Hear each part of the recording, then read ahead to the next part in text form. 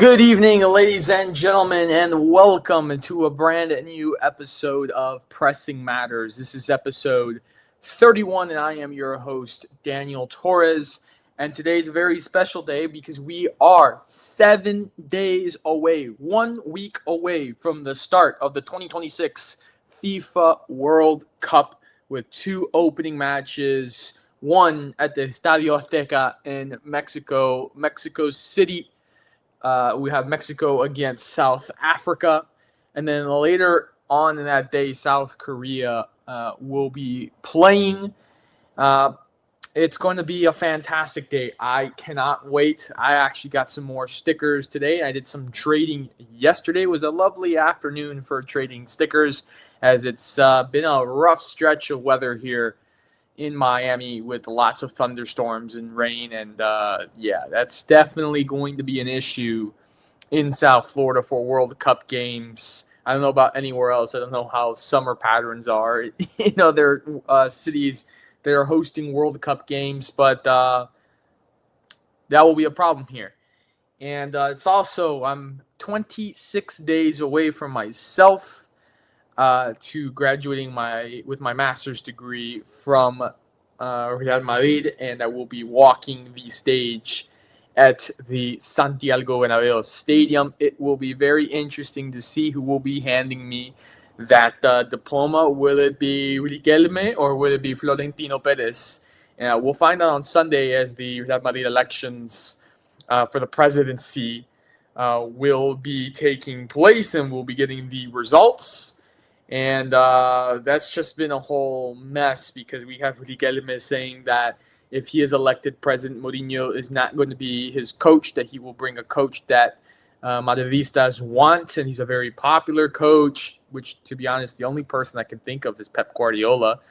And that he had a jersey. He said he will bring Erling Haaland to Real Madrid. And obviously, Erling Haaland's camp in Manchester City didn't take too lightly to that, and said that they were thinking about legal action, probably against Riquelme. I don't know about against Real Madrid, but probably against Riquelme himself. And from Florentino Perez's standpoint, he's got Denzel Dumfries now and Ibrahima Konate as well. And both signings were approved by Jose Mourinho. And he just made a statement today. He says that if he is reelected president of Real Madrid, he will be making, he called un bombazo of a signing. And it's not Harry Kane, it's not Michael Olise, it's not Haaland, it's not any Premier League player. But he said it is a player that is the magnitude of Kaká and Cristiano Ronaldo, and for 150 million. And honestly, the only player, I mean, there's several players, right? But you think about the price tag, 150 million, as only one player I can think of, and that's in the reigning now back-to-back European champions PSG, and it's Desiré Doué. And to put Doué next to Mbappé in the front, and you have an attack of Vinicius Jr., Mbappé, and Doué. That's a whole lot of speed coming at you in the front for Real Madrid. But we'll see. What's my opinion on it? Look, I give credit to Riquelme for being ambitious and wanting to secure the election and to become the president of Real Madrid. And I think it's good that someone is challenging Florentino Perez, but at the end of the day, I think that Florentino Perez will secure this election. And who I want as a Madridista myself, as a socio of Real Madrid, I'd vote for Florentino Perez. I think Florentino is proven that he can bring the top talent to this club, that he could bring more Champions League titles to this club. I think he has proven. I don't think that Florentino Perez has lost it just yet. Obviously, he is getting older, and I think, there will be a day where Florentino Perez has to step down, and there will be a new president at Real Madrid, but I don't think that time has arrived just yet. I still think he's got gas in the tank, and I think he can continue to do great things for this club, and it is straightforward and well known that something does have to happen this offseason to change the squad of the disastrous season that we just went through. And he's already starting off. I mean, he brings Mourinho back. There was problems in the locker room with ego and all this. And I think that Mourinho is the right man to take control of that. And then he's made 2 signings already defensively, Konate and Dumfries, which I think are 2 signings for Real Madrid. And I think Florentino, who says that he thinks about Real Madrid every single day and goes to work for the club every single day, and that's why he appears tired, is because he's always working 24/7 to just improve this club. And so he has my vote. I vote for Florentino Perez again as a Madridista and a socio of the club. I think that I'm going to stick with Perez at president. But anyways, first item of Pressing Matters, it's going to be the UEFA Champions League final that we just experienced this past weekend, and it was PSG versus Arsenal.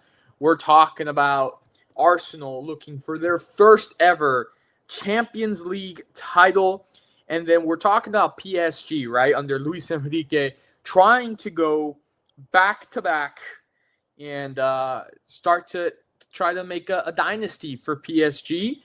And if they win back-to-back, then, they have a chance of gunning for Real Madrid's three-peat that we saw from 2016 to 2018. And, the way PSG lined up with Kvaratskhelia, Dembele, Doué, and then Fabian Ruiz, Vitinha, Ruben Neves, Joao Neves, Nuno Mendes, and then Pacho, and then Marquinhos, and Hakimi, and Savinov in goal for PSG, the Russian.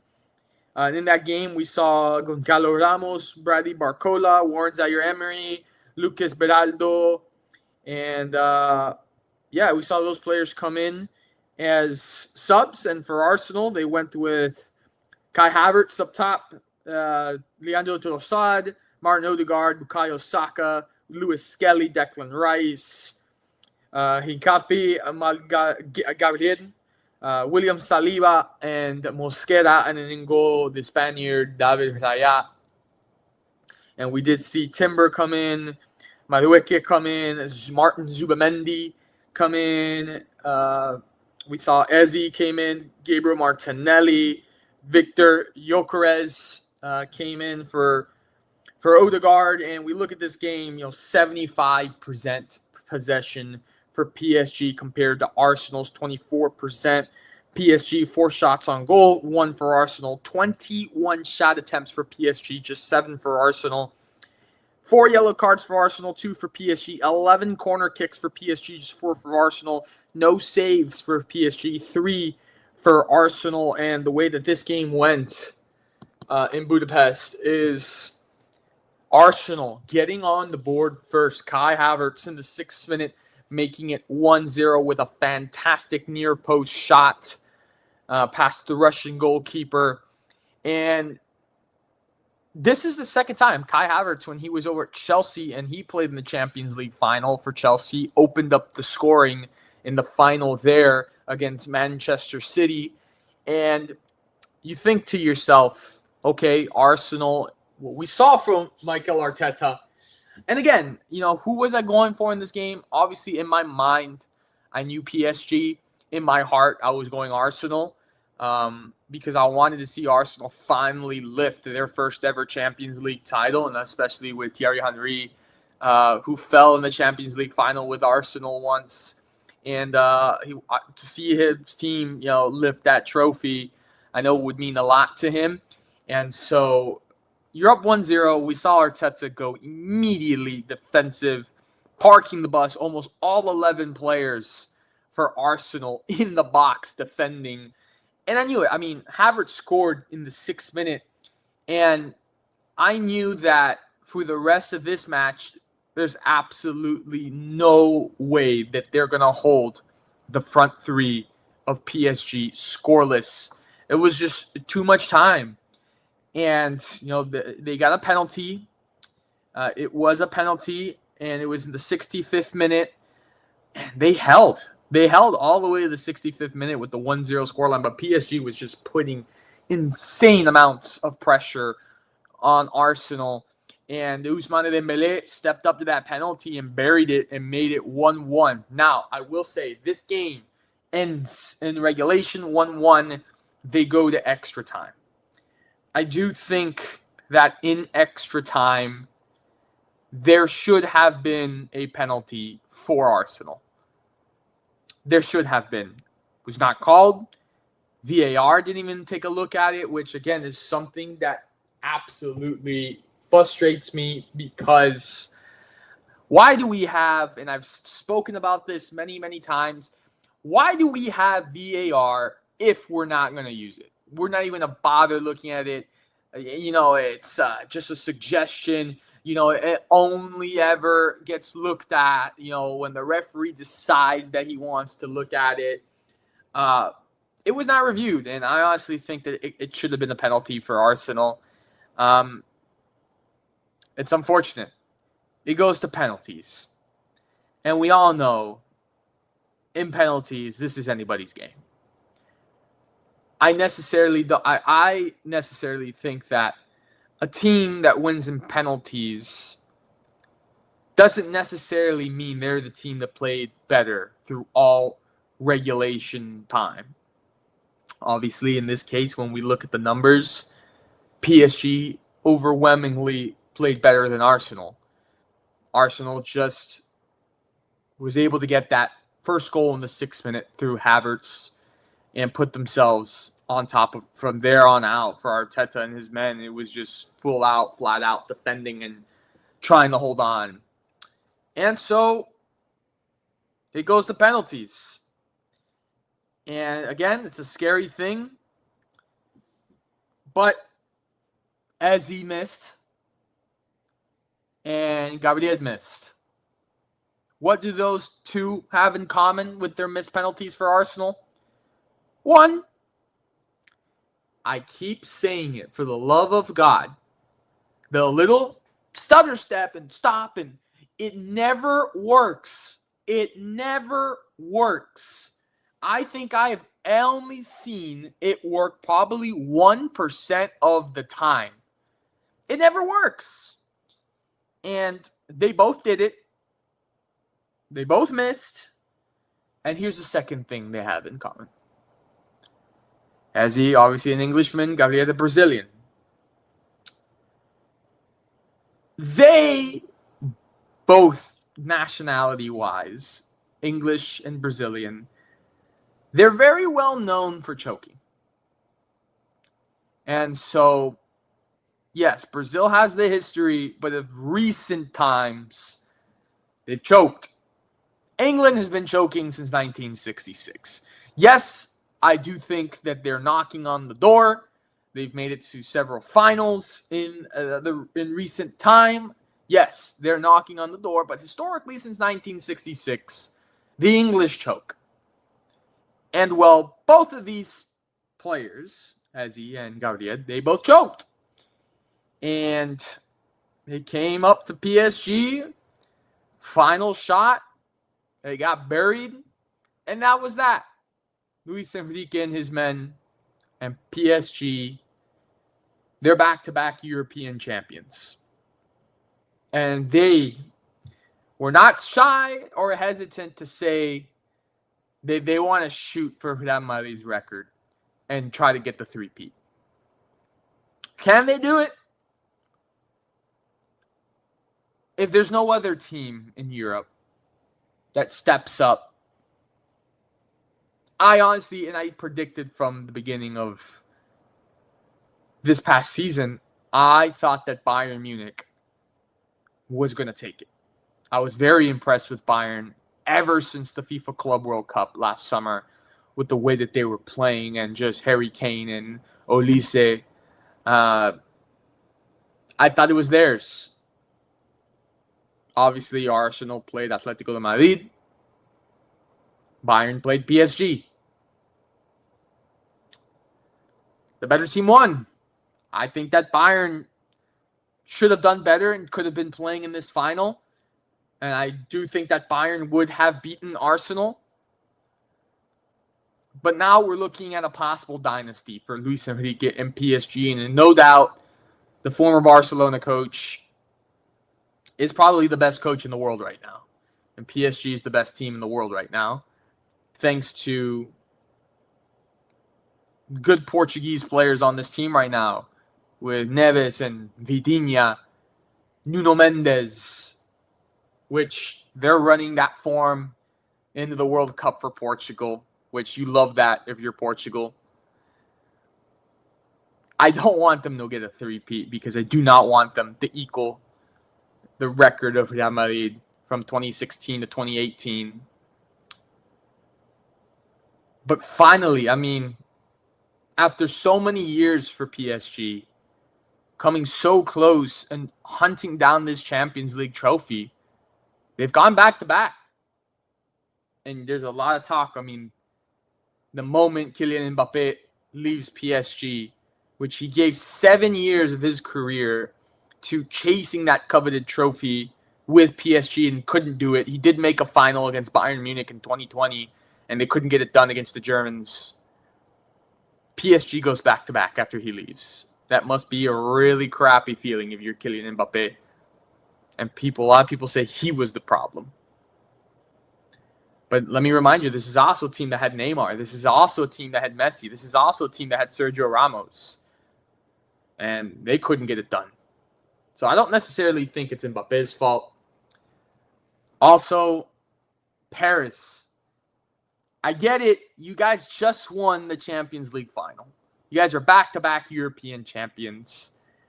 Don't destroy yourself. Paris, or Paris, as they say, it's a beautiful city. Don't destroy it after winning a Champions League title, please, for the love of God. I mean, the next morning I saw videos and TikToks. It was just absolute destruction. It just looked like people were riding a national unrest. I mean, we all knew it probably was going to happen. We saw in the famous road, and I've spent New Year's in Paris, and the famous road that I stayed nearby in the Champs-Élysées, businesses boarding up their place of work to prepare for whether they won or lost. There was going to be chaos, and chaos definitely ensued. And that just leads me to believe if France is able to make a third straight World Cup final and win it, if this was just the Champions League, I don't even want to imagine what it would be for another World Cup title, which would be the third in French history. But anyways, we're going to move on to our next item on Pressing Matters, and it's the United States. They took on Senegal this past weekend in their first of two World Cup warm-up games. And listen, this is no joke. This is Senegal. This is Senegal who played in the African Cup of Nations final and at first beat Morocco before being stripped and the trophy been given back to Morocco. This is a team with Sadio Mane. This is a capable team. This is a very good team. I think this was a very good test. And so the U.S., they came away from this game 3-2. Obviously, they go up 2-0 in the first half. And in that first half, they're playing a lot of the starters that I think that we're going to see in this World Cup campaign for the U.S. and Mauricio Pochettino's men. In the second half is when we saw more of a B team. And they gave up 2 goals to Senegal, who were still playing their stars. But U.S. pulled away and got another goal and won this game 3-2 in Charlotte at Bank of America Stadium, home of Charlotte FC and the Carolina Panthers. I was impressed. I was very impressed. Obviously, look, I think many people, as we see the results coming in from today, that Spain tied 1-1 with Iraq, which was very worrisome for me. And we saw France losing to Ivory Coast. But here's the difference. Spain was playing their B team, and France had their full squad out there. I think a lot of these teams are not taking it serious and taking it easy because they don't want to risk injury heading into, what is the final week before the start of the tournament. And so that could be looked at that. But the U.S. did great in this game against Senegal. And honestly, I wasn't sure what I was going to expect from this game. I thought that there was a good possibility that the U.S. could lose, but they played great. Again, very impressed by Pochettino and his men. But now we've got the real test coming up on Saturday afternoon, 2:30 p.m. Eastern from Soldier Field in Chicago, all sold out. The U.S. hosting Germany. This is the send-off game. Last game before they play Paraguay next Friday night, 9 o'clock p.m. Eastern at SoFi Stadium in Los Angeles, the first group game of the World Cup for the red, white, and blue. And so I'm definitely going to be tuning in to Saturday's match against Germany.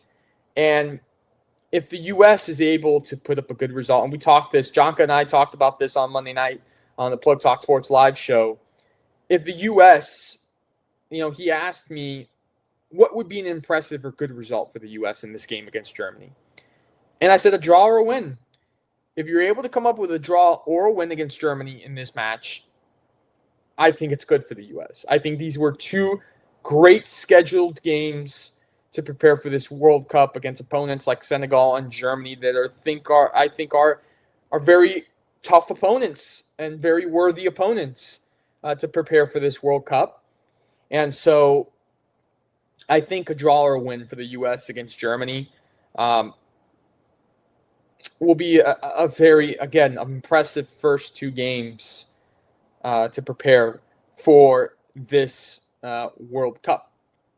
So stay tuned to that. It's going to be a great game on Saturday afternoon. Definitely we'll talk about it next week. The next item here on Pressing Matters, it's Luis Suarez left out of the Uruguay squad for the World Cup. And obviously in the last month or so where Guillermo Hoyos, which by the way has been told by Inter Miami that after the World Cup break, he will remain the head coach of Inter Miami through the rest of this Major League Soccer season, which I don't want to go fully into it, but man, with Pep Guardiola available, you got to take a shot. You got to take a bite. You got to throw the bait out there and see if you can land Guardiola to come coach in MLS and coach Inter Miami and be the coach of Lionel Messi again. And so I don't know, maybe the cost was too high to bring Pep Guardiola here. That could be a possibility. But anyways, Luis Suarez has been getting starts once again under Guillermo Hoyos. And once he started to get those starts and started to get a little bit more comfortable, as we could see, as he was in at the beginning of the year with Javier Mascherano, after he was benched at the end of last year and was benched at the beginning of this year under Mascherano, he said that he would come out of international retirement to help Uruguay play in the World Cup, and that's something that he would have wanted. And so you could tell that Suarez in the past month was really trying to push for a roster spot, and he didn't get it. Ultimately, he didn't get it. He'll be watching the World Cup from home here in the United States. Listen, I think if you're Uruguay, obviously I have criticized Suarez already in his late playing days here where he cannot run for the love of God anymore.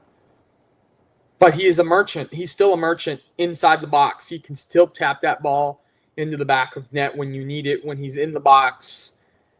I think that Suarez could have been a beneficial factor to Uruguay coming off the bench and for a certain amount of minutes. I don't think he would be fit to start for Uruguay at the World Cup, but coming off the bench, I think that, yes, he could have helped this team. And so for that reason is the reason why I'm going to say it was not a good decision by Uruguay not to take him. And obviously he's played at World Cups since 2010 for Uruguay. And I think that he could have brought, veteran leadership to this Uruguay squad. And so I think that they should have taken him for what would be his last World Cup. I think that they should have taken him, and I think it would have been helpful for them. We move on to the fourth item on Pressing Matters, and that is the Newcastle star, Anthony Gordon, is going to Football Club Barcelona. And that transfer was made permanent this past week. Listen, it's hard for me to say anything good about Football Club Barcelona because obviously you know the rivalry, you know the hate I have for them, which again I picked them for team of the week already once, so we're making progress here. And I told you at the beginning when this show started that we were going to be unbiased, and that was unbiased. And so I think this will be interesting, right? I think that you want to pair Anthony Gordon with a fellow Englishman in Marcus Rashford, who's going to stay at Football Club Barcelona. I think it's a good pairing on the team, and I think that it would help Football Club Barcelona. Where they're going a little bit way over their head is targeting Julian Alvarez from Atletico de Madrid. And apparently, Barcelona goes to the media and puts this out there saying that, we made an offer to Atletico de Madrid for Julian Alvarez, and it is only to put pressure on Atletico and Julian Alvarez. We haven't heard from Julian Alvarez himself, but apparently he didn't want to be in Atletico de Madrid anymore. I can't say if that's true or not because himself hasn't said it. But Atletico de Madrid did not like this move from Football Club Barcelona at all. And even went to social media and started saying Lamine Yamal is signing for Atletico de Madrid.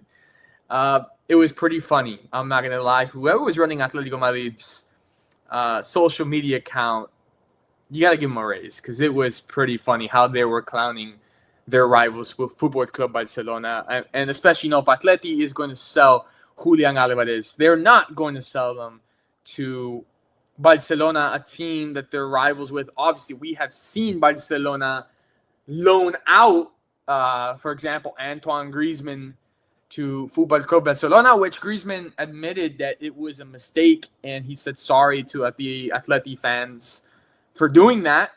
But this is a player that I think Diego Simeone, being a fellow Argentine, does not want to let go from Atletico and has him in the plans for this team. And I just don't think Atleti is going to let go of him so easily. And I think that if Barcelona wants Julian Alvarez, it has to be something absolutely wild that Atletico de Madrid cannot turn down.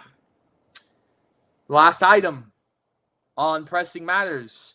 Mauricio Pochettino will be gone after the World Cup for the United States. And this is what sucks about international coaches is that some of them only stay for a cycle and then it's a new head coach that comes in and just the whole philosophy changes. I think that this is a big test for Pochettino in this World Cup to see how they perform. It was a little bit of a mess at the beginning of his tenure, I will say, but he's had interviews with AC Milan already, and I don't like it. I had a big discussion with my dad about it because my dad's like, well, the man needs, he's entitled to, his contract's coming up and he's entitled to find work. And I'm not saying that. That's fine. But, you're about to start the FIFA World Cup in a week. We do not need, the Americans want a good performance out of this World Cup. We do. And we do not need any distractions that are not necessary right now, especially talking about Pochettino, possibly going to AC Milan, after this World Cup. Leave that. I just didn't like that he let this leak, that this was happening. Put your focus 100% on the World Cup and let this play out after the tournament is over. But we cannot have this happening. We cannot have this happening a week before the World Cup as a distraction. And, it only gives me nightmares of when Lopetegui was, the head coach of Spain. And the day before the tournament starts, this guy bails out to become head coach of Real Madrid, which didn't last very long. And Fernando Hierro had to take over and pretty much say, hey, whatever this guy was teaching you, go ahead and do it. It was a mess. And I don't that's not going to happen with the U.S., but still, the distraction, so close to the tournament, I don't want it. But anyways, it's time for our team of the week.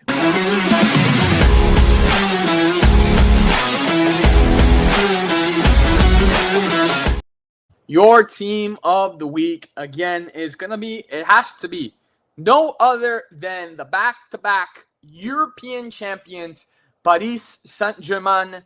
Congratulations to PSG and to the city of Paris. You guys deserved it. No one has gone back-to-back in Europe since Real Madrid, and no one has gone for a three-peat since Real Madrid 2016 through 2018.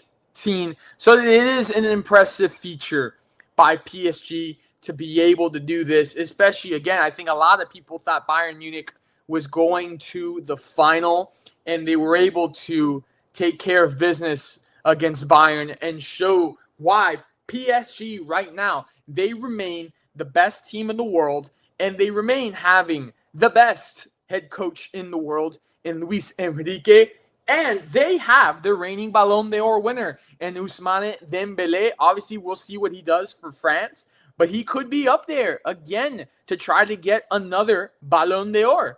And this team is just in their prime. Again, I mentioned the Portuguese players, Nuno Mendes, Neves, Vitinha. You have a Spaniard in there who's playing very well right now in Fabian Ruiz. This is just a team that is built very, very well, constructed very, very well, and they're all firing on the same cylinders at the same time and all on the same page and playing together as a team, and that's credit to Luis Enrique. So once again, congratulations to PSG, and that is why they are our team of the week.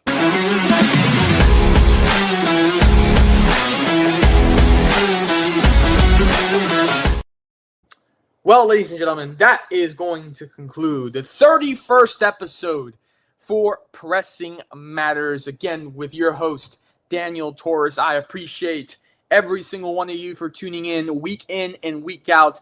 Don't forget to continue watching all of our shows here on the Plug Talk Sports Network on Mondays with the Plug Talk Sports live show. And tomorrow, you've got Janka on Plug Picks, and I will be joining him for that as we go through Game 2 of the NBA Finals between the San Antonio Spurs and the New York Knicks, with the Knicks having a 1-0 series lead. So it's going to be a fun Plug Picks show tomorrow, so don't forget to tune in. And we've got some exciting stuff coming up for you guys with a brand new Barbershop Talk coming up. You're going to love it. It's a special one, a very, very special one to me. And you guys are going to enjoy it, so you're not going to want to miss it. Subscribe to our YouTube, follow our X, follow our Instagram, and follow our TikTok. Again, I appreciate every single one of you. Have a great weekend. We are 1 week away from the FIFA World Cup. God bless.